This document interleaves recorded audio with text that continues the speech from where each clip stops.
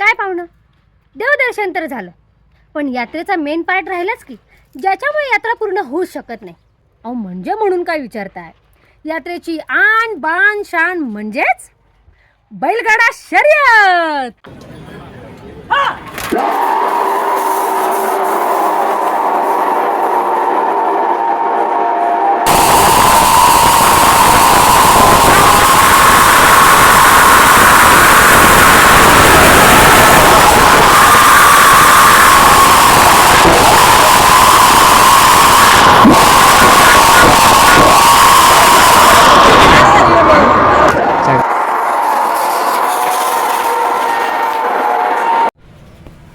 बैलगाड्यांचे मालक हे आपल्या मुलाप्रमाणेच आपल्या बैलांची काळजी घेतात.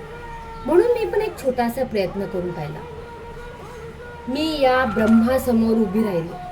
ब्रह्मा म्हणजे या बैलाचं नाव. सगळे बोलत होते घाबरू नको घाबरू नको, अहो पण त्यांना सवय. आणि जेव्हा मी या ब्रह्मासमोर उभे राहिले तेव्हा मला हे अख्खं ब्रह्मांड दिसायला लागलं. आणि मला आकर्षित केलं ते ह्या शर्टने, आमदार केसरी विजा.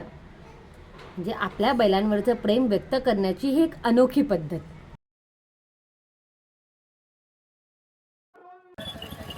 चला बैलगाडी बघून तर झाली, आता भूक तर लागलीच असेल ना.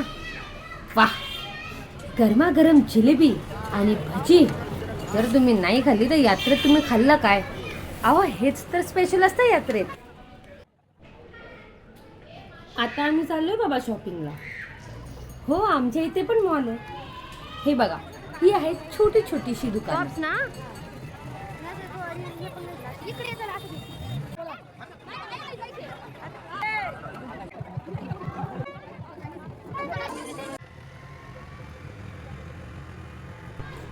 रात्री गावकऱ्यांच्या मनोरंजनासाठी स्वर अमृत यांचा उत्तम असा ऑर्केस्ट्रा आयोजित केला होता. आपली संस्कृती दाखवणारा हा कार्यक्रम होता.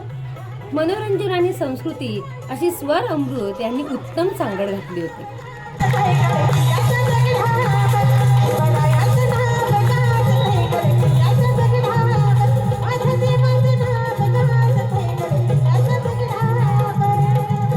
काय पाहुणा, कशी वाटली गावची यात्रा?